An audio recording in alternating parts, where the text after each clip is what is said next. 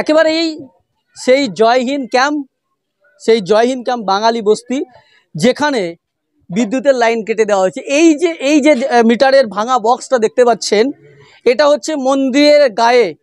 এখানে বিজেপির কোনো নেত্রীর এখানে ছবিও রয়েছে, দেখতে পাচ্ছেন।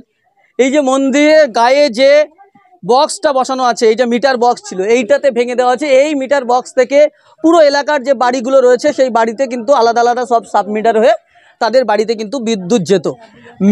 বিদ্যুতের মেন যে লাইন, সেই বক্স কিন্তু ভেঙে নিয়ে চলে যাওয়া হয়েছে। দুটো বক্স, দুই দিকে মূল মিটার বক্স ছিল। একদিকে মসজিদের দিকে একটা ছিল, ওখানে 400-500 ফ্যামিলি পরিবার যেখানে আছে তাদের জন্য। আর এই পাশের দিকে যে মন্দির আছে, সেই মন্দিরের পাশেই কিন্তু এই যে মিটার বক্স, সেই মিটার বক্সে কিন্তু ভেঙে দেওয়া হয়েছে। এবং এখানে আমরা দেখতে পাচ্ছি বিজেপির কোনো নেত্রীর ছবিও দেওয়া রয়েছে। এবং এই যে মন্দির, এই মন্দিরের সামনেটা একটু আমি যাব। কালী মন্দির, যে মন্দিরে দেখতে পাচ্ছেন একেবারে মন্দিরের সামনে, মন্দিরের গেট এখন এই মুহূর্তে গেটের সামনে তালা মারা রয়েছে, কারণ এখানকার মানুষজন অলরেডি কাজে গেছে, মানুষজন কাজে রয়েছে। এই যে মন্দির, একদিকে মসজিদ এবং আরেকদিকে মন্দির। এবং মন্দিরে আমরা যে ছবিটা বারবার দেখানোর চেষ্টা করছিলাম, বিজেপি বারবার বলার চেষ্টা করছিল যে হিন্দুদের কিছু হবে না, কিন্তু এখানেও তারা বাঙালি। এখানে বিজেপি মন্দিরে সেই বিজেপির নেত্রীর পোস্টার রয়েছে, তারপরেও কিন্তু এখানে হিন্দু ভাইয়েরাও রয়েছে, হিন্দু বাঙালিরাও রয়েছে, কিন্তু তাদেরও কিন্তু ঠিক একই অবস্থা। তাদের ঘরেও কিন্তু একেবারে বিদ্যুৎ নেই। এখানে হিন্দু মুসলিম বাঙালিরা তারা একসঙ্গে মিলেমিশে কাঁধে কাঁধ মিলিয়ে থাকেন, তাদের মধ্যে কোনো বিভেদ নেই, ভেদ নেই। তারা বেশিরভাগ, আমি বারবার জানাচ্ছিলাম যে কোচবিহারের বাসিন্দা, সেই কোচবিহারের বাসিন্দারা তারা এখানে আছেন, হিন্দু মুসলিম সবাই তারা এখানে আছেন এবং এখানে তারা বসবাস করছেন। কেউ 20 বছর ধরে, কেউ 25 বছর ধরে, কেউ 10 বছর 12 বছর ধরে এখানে বসবাস করছেন, তারা থাকছেন। তারা এখানে রুজির জন্য, খেয়ে পরে বেঁচে থাকার জন্য কেউ কাজ করেন, কারো বাড়িতে ঘর পরিষ্কার করার কাজ করে, কেউ হচ্ছে কি ডেলিভারির কাজ করে, রাজমিস্ত্রি কাজ করে, বিভিন্ন কেউ স্কুলে কাজ করে, বিভিন্ন জায়গায় কাজ করেন এবং কাজ করে তাদের সংসার, তাদের জীবন জীবিকা তারা অর্জন করেন। এবং তাদের ছেলেমেয়েরাও এখানকার বিভিন্ন সরকারি স্কুলে পড়াশোনা করেন, হিন্দি ভাষাতেই, এখানকার যে দিল্লির যে ভাষা, সেই ভাষাতেই তারা পড়াশোনা করেন।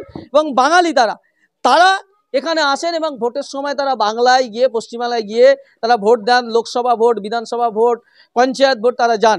এবং এখানকার আমরা যেটা জানতে পারছি যে প্রায় 5 থেকে 6 হাজারের মতো মানুষজন রয়েছে, 1300-র বেশি বাড়ি রয়েছে, ছোট ছোট বস্তিগুলো রয়েছে 1300-র বেশি, এবং সেখানে মানুষজন রয়েছে। এবং তারা যেটা এখানে তারা কাজকর্ম করে খায় এবং এখানে তাদের জীবনযাপন, এখানে বসবাস করেন। এবং এই যে দেখতে পাচ্ছেন জলের ট্যাঙ্ক, এই জলগুলো কিন্তু এক একটা ফ্যামিলিতে এরকম ট্যাঙ্কের 4টে করে এখন ট্যাঙ্ক জল দেওয়া হচ্ছে। এবং এলাকার মানুষজনের অভিযোগ, সেই জল কিন্তু 10 দিন 15 দিন ধরে চালাতে হচ্ছে। এই জল দিয়ে তাদের খাওয়া দাওয়া, এই জল দিয়ে তাদের জামাকাপড় পরিষ্কার করা, এই জল দিয়ে থালা বাসন ধোয়া, সব কাজ করতে হচ্ছে। এই জল দিয়ে একেবারে 10 দিন 15 দিন এখন চালাতে হচ্ছে। জলেরও সমস্যা, বিদ্যুতেরও সমস্যা, এই সমস্যার মধ্যে রয়েছেন বাঙালিরা। দিল্লিতে বাঙালিরা এরকম হেনস্থার বুকে পড়ছেন। তারা চাইছেন যে আমাদের বিদ্যুতের ব্যবস্থা হোক, ন্যূনতম আমরা খেয়ে পরে বেঁচে থাকতে পারি। এই যে বাচ্চাদের যে সমস্যা হচ্ছে, শিশুদের যে সমস্যা হচ্ছে, বয়স্ক মানুষদের যে সমস্যা, সেই সমস্যার যাতে সমাধান হয়, সেটাই তারা দাবি করছেন। এবং সেই খবর পুরো তুলে ধরার জন্য গ্রাউন্ড রিপোর্টে আমরা চলে এসেছি এবং সেই আপডেট আপনাদেরকে দেখাচ্ছি যে মন্দিরেও কিন্তু বিদ্যুৎ নেই, কারণ এখানে পুরো লাইন কেটে দেওয়া আছে। ফলে মন্দিরেও বিদ্যুৎ নেই, মসজিদেও বিদ্যুৎ নেই। মানুষের সমস্যা তারা পড়তে হচ্ছে, সাধারণ মানুষ তারা সমস্যায় পড়েছেন। তো সেই আপডেট আপনাদেরকে দিচ্ছি এবং এইটা বেশি বেশি করে মানুষের কাছে পৌঁছায়, যাতে শেয়ার করুন, যাতে সরকার বাধ্য হয় এই মানুষগুলোকে বিদ্যুতে দিতে, সরকার যাতে বাধ্য হয় এই মানুষদের বাঁচার যে ন্যূনতম অধিকার, সেই অধিকার দিতে। ক্যামেরায় সামাউল্লাহর সঙ্গে শাকিরুল ইসলামের রিপোর্ট, জিআই, দিল্লি। একেবারেই সেই জয় হিন্দ ক্যাম্প বাঙালি বস্তি, যেখানে বিদ্যুতের লাইন কেটে দেওয়া হয়েছে। এই যে মিটারের ভাঙা বক্সটা দেখতে পাচ্ছেন, এটা হচ্ছে মন্দিরের গায়ে। এখানে বিজেপির কোনো নেত্রীর এখানে ছবিও রয়েছে, দেখতে পাচ্ছেন। এই যে মন্দিরের গায়ে যে বক্সটা বসানো আছে, এইটা মিটার বক্স ছিল, এইটাতে ভেঙে দেওয়া আছে। এই মিটার বক্স থেকে পুরো এলাকার যে বাড়িগুলো রয়েছে, সেই বাড়িতে কিন্তু আলাদা আলাদা সব সাব মিটার হয়ে তাদের বাড়িতে কিন্তু বিদ্যুৎ যেত। বিদ্যুতের মেন যে লাইন, সেই বক্স কিন্তু ভেঙে নিয়ে চলে যাওয়া হয়েছে। দুটো বক্স, দুই দিকে মূল মিটার বক্স ছিল, একদিকে মসজিদের দিকে একটা ছিল, সেখানে ওখানে 400-500 ফ্যামিলি পরিবার যেখানে আছে তাদের জন্য। আর এই পাশের দিকে যে মন্দির আছে সেই মন্দিরের পাশেই কিন্তু এই যে মিটার বক্স, সেই মিটার বক্সে কিন্তু ভেঙে দেওয়া হয়েছে। এবং এখানে আমরা দেখতে পাচ্ছি বিজেপির কোনো নেত্রীর ছবিও দেওয়া রয়েছে। এবং এই যে মন্দির, এই মন্দিরের সামনেটা একটু আমি যাব, কালী মন্দির। যে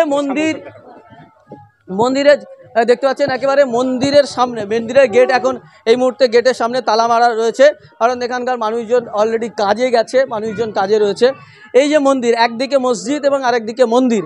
এবং মন্দিরে আমরা যে ছবিটা বারবার দেখানোর চেষ্টা করছিলাম, বিজেপি বারবার বলার চেষ্টা করছিল যে হিন্দুদের কিছু হবে না, কিন্তু এখানেও তারা বাঙালি। এখানে বিজেপি মন্দিরে সেই বিজেপির নেত্রীর পোস্টার রয়েছে, তারপরেও কিন্তু এখানে হিন্দু ভাইয়েরাও রয়েছে, হিন্দু বাঙালিরাও রয়েছে, কিন্তু তাদেরও কিন্তু ঠিক একই অবস্থা, তাদের ঘরেও কিন্তু একেবারে বিদ্যুৎ নেই। এখানে হিন্দু মুসলিম বাঙালিরা তারা একসঙ্গে মিলেমিশে কাঁধে কাঁধ মিলিয়ে থাকেন, তাদের মধ্যে কোনো বিভেদ নেই, ভেদ নেই। তারা বেশিরভাগ, আমি বারবার জানাচ্ছিলাম যে কোচবিহারের বাসিন্দা, সেই কোচবিহারের বাসিন্দারা তারা এখানে আছেন, হিন্দু মুসলিম সবাই তারা এখানে আছেন এবং এখানে তারা বসবাস করছেন। কেউ 20 বছর ধরে, কেউ 25 বছর ধরে, কেউ 10 বছর 12 বছর ধরে এখানে বসবাস করছেন, তারা থাকছেন।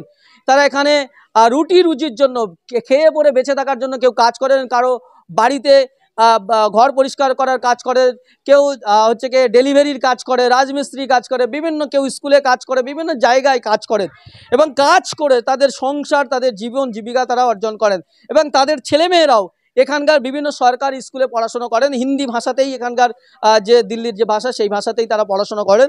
এবং বাঙালি তারা এখানে আসেন এবং ভোটের সময় তারা বাংলায় গিয়ে, পশ্চিমবাংলায় গিয়ে তারা ভোট দেন, লোকসভা ভোট, বিধানসভা ভোট, পঞ্চায়েত ভোট তারা যান।